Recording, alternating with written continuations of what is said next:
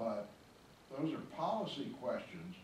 What I'm suggesting to you on a grant condition, I think, is something to comply with the Code of Ethics, Florida Code of Ethics. Beyond that are grant conditions, which, you know, you can have any grant conditions that are fair and equitable. You can have no grants at all, for that matter. I mean, nothing's compelling you to award any grant to anyone. Those are matters of policy, and as long as the conditions are not discriminatory, invidiously discriminatory, you can have what conditions you want. But what I think the issue before us to remedy is the provisions to comply with the Code of Ethics. And I'm not trying to belabor the point, but somebody somewhere down the road screwed up. Now, you can look at me all you want, but somebody down the road screwed up. We shouldn't be at this point. The City Commission in New Smyrna Beach should not be at this point where we have to look at an article that's printed in the newspaper and explain to the public why we allowed a board that we appoint to violate state statute. Now, the argument is, well, some attorneys say it's not, some attorneys say it is. This commission needs to be above the fray. This commission needs to let the public know we aren't self-serving, we're serving them.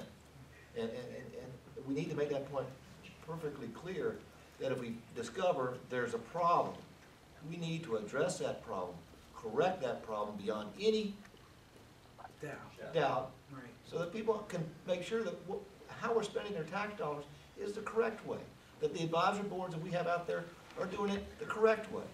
And whoever was wrong, doesn't matter at this point, because you say we're remedying the situation, we're remedying the defect, which is good, assuming we are doing that, assuming that the action we take tonight spells out, clarifies exactly what this commission wants to be, above the fray. We don't want to be down in the trenches getting dirty because we shouldn't be. We should be letting the public know we're taking care of them. We're taking care of the tax dollar, we're spending it properly and not improperly. And that, you know, I want to be sure that that's where we're headed. And if that's what it takes, then that's fine and dandy. And if that's where we're going with this, and after the CRA board makes their decision at their next meeting, if that's what they do, that's what they do. If they don't, then we have to take other action, is all I'm saying. And if you think we've cured this, that's fine. I think that the motion I've suggested will leave no doubt as to compliance with the law. Understand that there's nothing wrong with your grant program. The problem, you know, I don't think the CRA or the city has violated any provision. I think that if there is a violation or there was a potential violation, it was completely innocent, unintended by the applicants. That's who the law applies to. And I believe in one instance the grant was never awarded, in the other instance the grant is going to be returned. And so I see everyone's in compliance. But awarding grants for those purposes is perfectly valid.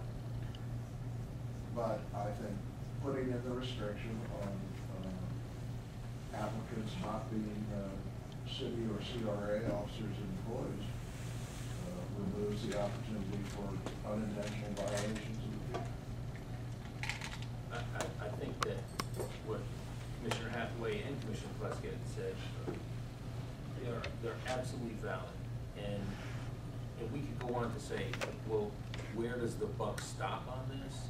Because I, as mayor, as somebody who encouraged a guy like Chad Shilsky to get involved, to volunteer his time to sit on the CRA board I feel horrible that that guy went through, he was awarded a grant, and then when it comes right down to it, after the meeting in Volusia County, that all of a sudden, he's done $20,000 worth of work, and there's no grant, and he's left holding the bag.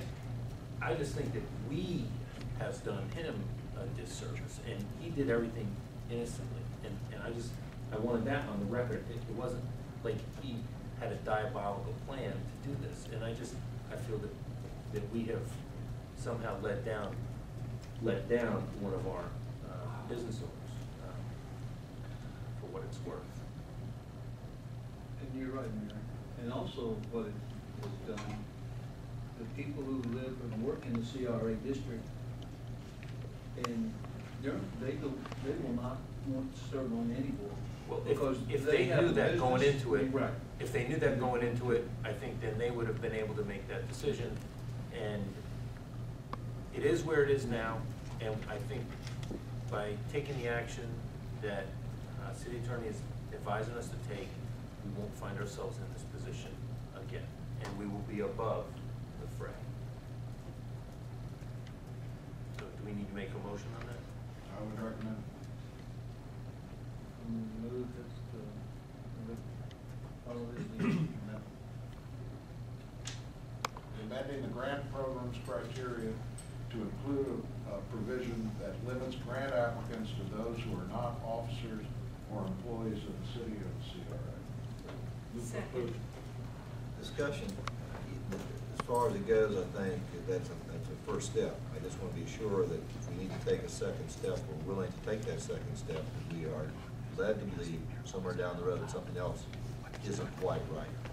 So I put you all on notice in case there's something else that comes out in the future, that issues need to be remedied beyond what we're doing tonight, that we're all willing to look at it, we're all willing to take whatever necessary action it is, to keep us in compliance with the laws of the state of Florida, and with the laws of the city of New Smyrna Beach.